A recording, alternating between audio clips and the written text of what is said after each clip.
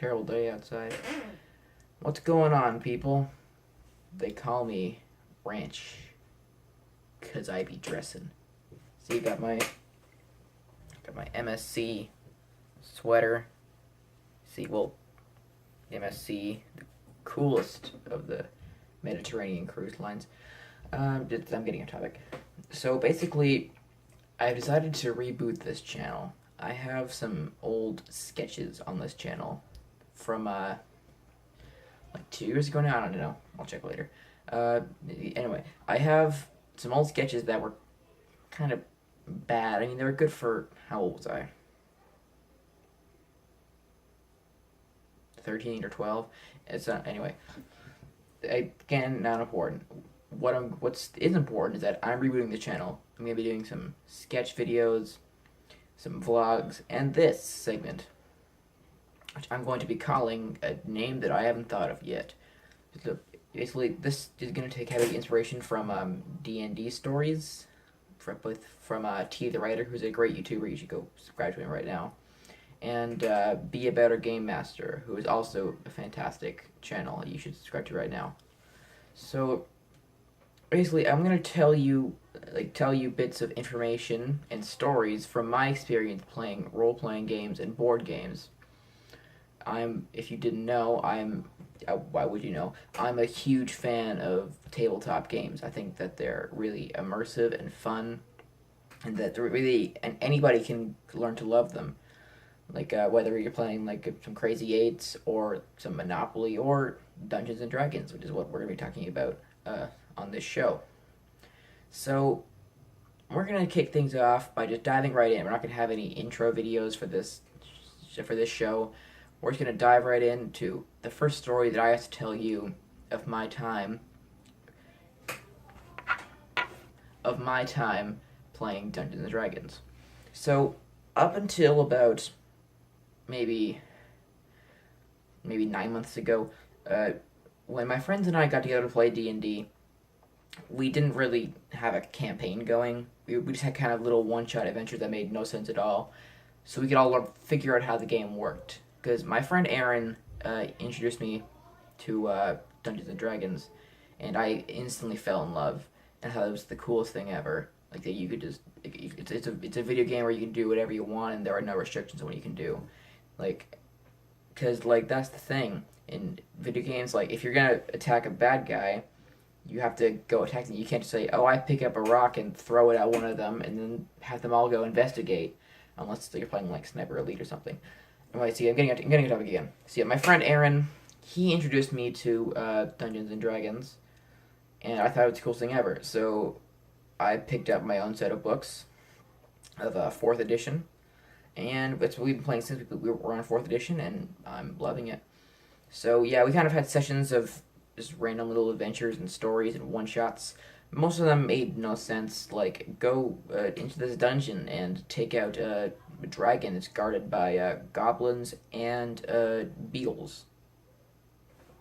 That doesn't make any sense. But really what we were doing, we were figuring out how the game worked, and I, myself, was DMing for most of these, and I was figuring out who were the players that I really enjoyed playing with. Because why would you play with people you don't enjoy playing with? So, in the series of like a year where we had sessions every now and then of D&D, I play with maybe 10 people, like 7 to 10 people, and I boiled it down to 3 who I really liked. There's Aaron, who, of course, he introduced me to the game, and I really liked playing with him. He was a good role player and stuff. He was creative. Grant, who really loved role playing, and he was a power gamer. He was into just killing stuff and being the most powerful person he can be, and being the most famous person in the world. And Mateo, who was really into like lore and things, and he really liked to think about the lore of the story of the world, which I always appreciate. And any GM or DM or whatever your system calls it should appreciate, which is a person who who appreciates the lore that you put into your campaign. Like the current campaign that I'm running, which we'll talk about in a second. Like I've got so much lore. I made pages and pages of lore on just that one world. So yeah, so we did that for about a while. And I boiled it down to 3 people who I really liked playing with: Aaron, Grant, and Mateo. And so basically, I was watching a lot of channels, like a lot of channels and shows, and I thought, why don't we do campaigns? We just do wacky one shots. And so I thought, I'm gonna come up with a super cool campaign. It's gonna be the most epic thing in the world. So I did a lot of thinking, a lot of communication with these three guys, and I'm like, hey guys, I want to do a campaign. What should it be about? And like we were talking about like all kinds of things it could be. Should it be like we thought we were thinking about like we're all working for a university.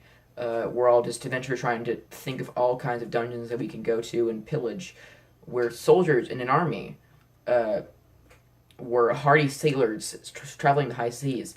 At one point, we were discussing the idea of doing like a Fallout RPG, like Fallout the video game. I'm a huge fan of, and Grant is a huge fan of, and we were considering that for a while. But we eventually combined all these things, except the Fallout one. That I don't know what happened to that idea. We kind of just sold it out. We combined all those things, and we came up with a campaign which we later named The Chronicles of the Queen's Gambit. I'll explain the name in a minute.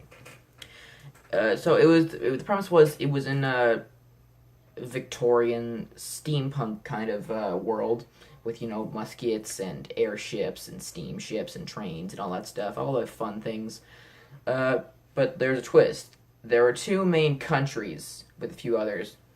There was the Dwarven country, which was they were high tech. They knew their stuff about technology. They had like cool airships and like fancy revolvers and stuff, and like they were masters of science and technology, and they used that to their advantage to conquer and strike fear into the hearts of their enemies. And then we had the human continent or country, I don't know, whatever we call it, and they were less sophisticated. They were kind of like a high fantasy kind of country, and so they didn't really have the technology. They could with the technology that they had a few crappy airships and like some muskets that barely functioned. But for the most part, they used traditional medieval weapons, swords, bows, spears, as opposed to the dwarves who either used guns consistently or they had like advanced swords, finesse, graceful long swords, crossbows, those kinds of things. Now, the party, they didn't live in either at the beginning of the campaign. They lived in an uncharted island, well, uncharted to the two main countries, an uncharted island called Tikaboo Island, which I thought that I was creative and came up with the name myself, because it's a really good name. I thought I was creative and came up with it myself, but it turns out I wasn't creative. I subconsciously took the name from an article that I had read a little while earlier. That was about like there's this one mountain in Nevada where you can like stand on top of of a hiking trail. You stand on top of the hiking trail and you can see Area 51. It's pretty cool. You should look it up. I think Lemino, or Top 10 Memes as you may know him, did a video like about Area 51 and he mentioned that. But yeah, so Tikaboo Island, not important.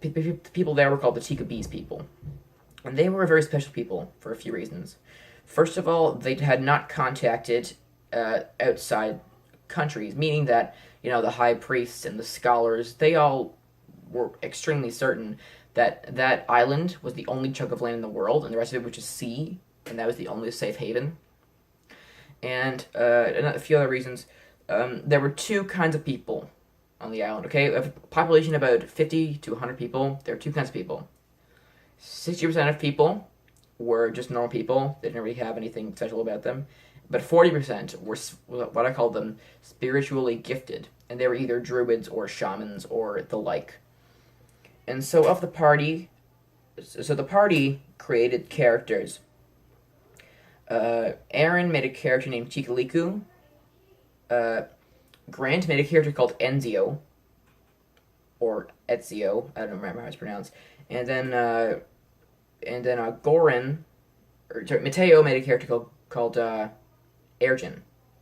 And so there were three Tikabese people. Ezio was a fighter. Ergen was also a fighter. And Chikaliku was a seeker, which is a 4th edition class. They're like a archer that uses primal spirits to aid them in their archery skills. I don't know. Two of those characters are still alive in the campaign. One of them was killed. I'll explain that later.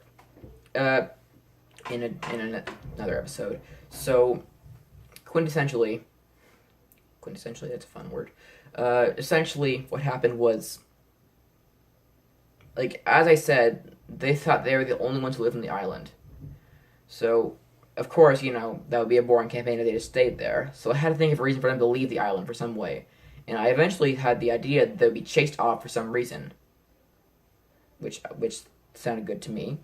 So the campaign began as so many do in a tavern. The only tavern/restaurant on the island. It was called the Spicy Sweet House, and it was where all the locals would come together to have a fun evening of drinking rum and sharing stories of things and discussing current events.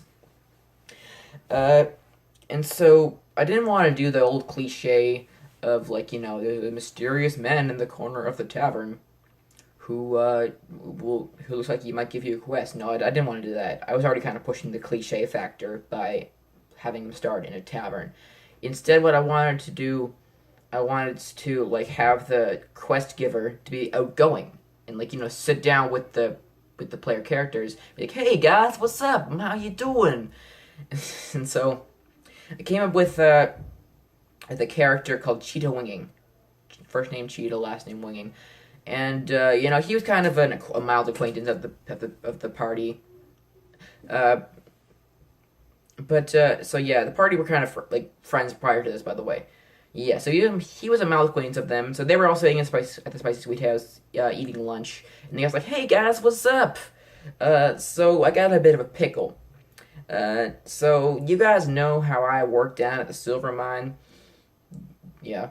Well, the debacle is that I don't really have a workplace anymore because they had to shut down the mine because there's been an infestation of these nasty little boogers they call fire beetles, and so of course fire beetles were not really familiar, or sorry, the people of the island weren't really familiar with fire beetles, so they journeyed.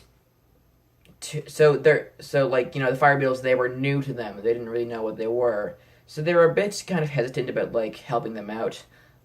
Helping out their friend Cheetah. Yeah, sorry, one second.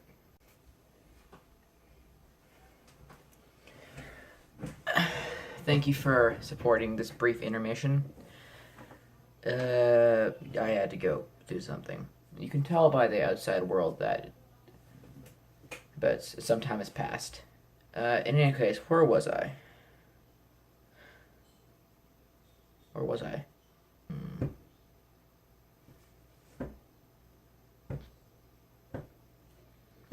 Oh yes, the party were contemplating whether or not they wanted to go to into the mine and deal with the beetles. Now, being a team of level 1 adventurers, they might not be prepared to take on this challenge, so they wanted to go, see if there are any alternative opportunities for them to take out these beetles. So they decide, screw it, no other opportunities. We'll just beef up on weapons and stuff, and we'll get in there and take them out. So the weapons supply on Tikaboo Island was not exceptional. Military-grade weapons were hard to come by. There were only 5, watch force members, or peacekeepers as I called them. 5 peacekeepers who kept the peace on the island. So it's either between 5 and 10% of the island's population were law enforcement, which is a pretty good deal. So the only really weapons that they had access to were hunting weapons for hunting and gathering on the island. So they went to Weapon Forge, and bows, spears, maybe a short sword. Not much to speak of because the only metal that they had on the island was silver, as the silver mine, and because they didn't really understand how forging worked and like how to extract the pure substance from ore, they destroyed most of the silver in the process of getting it out. So all they really had was like enough for some jewelry. So it's really their only option was stone weapons. So they went to the place and they decided to purchase some, and they didn't really have the money to obtain these weapons, and so they thought, we do our duty here on the island. We're gonna steal some weapons, and no one's going to notice, or so they thought. So I forget how the daring heist went down. What happened kind of was the party. Sorry, the party. I think someone caused a distraction by like asking about an item, and the other two went inside to the back room. Like think of like a Minecraft village blacksmith. Like it has like the open area outside where people can come in and see. Oh, look at all your wares, and like in the back room is like where he lives and like all where he keeps like the very most of the stuff that's in stock.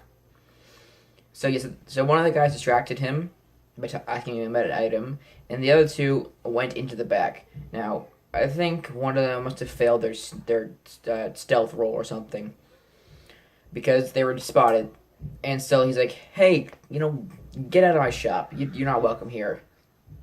And so, but they failed to comply for some reason. They did not.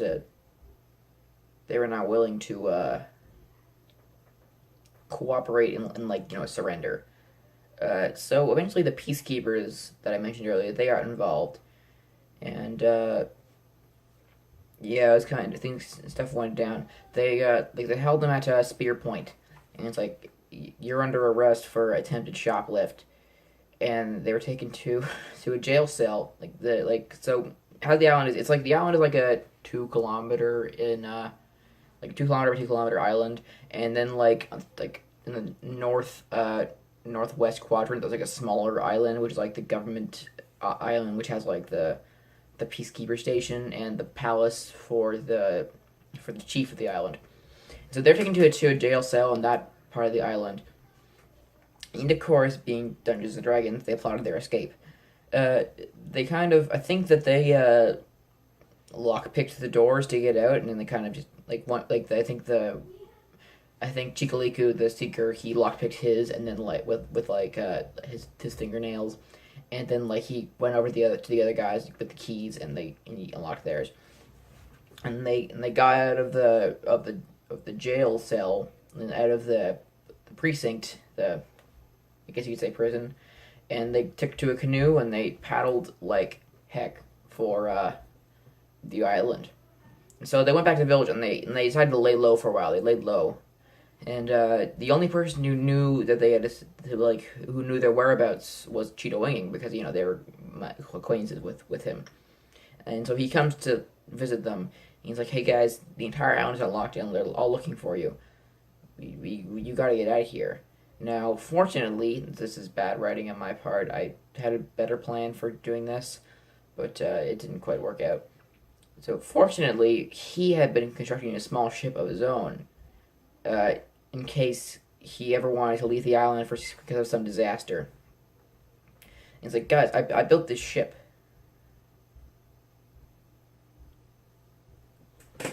Sorry, I thought it was a fox. "I built this ship. We're going to get you guys off this island." And this is like a bit of a discussion of where are we going to go? There's nothing else, because that's what they believed. There's nowhere else for us to go. But in the end, they decided, okay, screw it, let's go. So they trekked through the jungle. It's like a tropical island, by the way. They trekked through the jungle, laying low, just hiding from all people that they see. And they make it to the other side of the island, the forbidden side of the island, where not even the scholars know what lives over there, because they're small. They live in a small village in the top west quadrant, you could say, of the island, and they don't really want to branch out from there. They have a few buildings set up around the island, but nothing on the northeast quadrant of the island. That's a forbidden part, and so they head over to that position. So basically, the peacekeepers have been following them, tracking them down, and the five peacekeepers they gather up, and like they're like it's a final showdown. They're like you can't leave. There's nothing else for you. Come with us, and you can live a peaceful life. But they're like, nah, screw that. So they get into a fight with them, with these obtained weapons that they have that they stole from the prison. I think I don't really remember, but they have these weapons anyway. And so they get into a sword fight, and they of course win. However, as they turn to leave and get into like this small boat that Cheetah had to get to the ship, Cheetah he gets shot in the back with an arrow, and there's a whole like no slow dramatic violin music, and but so to take his body onto the boat, maybe they can save him, and they just paddle like heck, and like the remaining peacekeepers are just firing arrows like crazy, but they can't hit him. It's just too far out, and they finally get to the ship that's anchored off about maybe 100 meters offshore, and they get in there, they look around a bit, and they bring Cheetah back to consciousness, and it's like, guys, I'm not gonna make it. Look, listen to me. Head west, all right. Head west. That's the only advice I can give you. And then he passes out, and there's a really seminal moment, and Chikaliku, in his smart fashion, he brings him onto the rowboat that they came on, and he lowers the rowboat into the water for a burial at sea. It was quite a dramatic moment.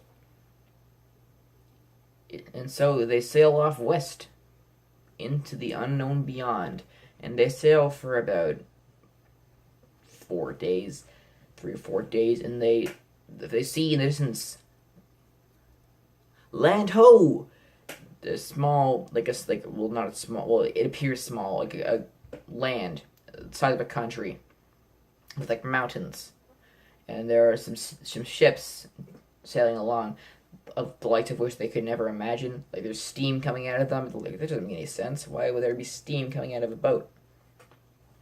And so what they didn't know is that there were steamships made by the dwarves, and so the dwarf ships they're sailing along, and then, well, we'll save that for next time on this unnamed show that I might come up with a name for later on. See you later. Roll for critical ending.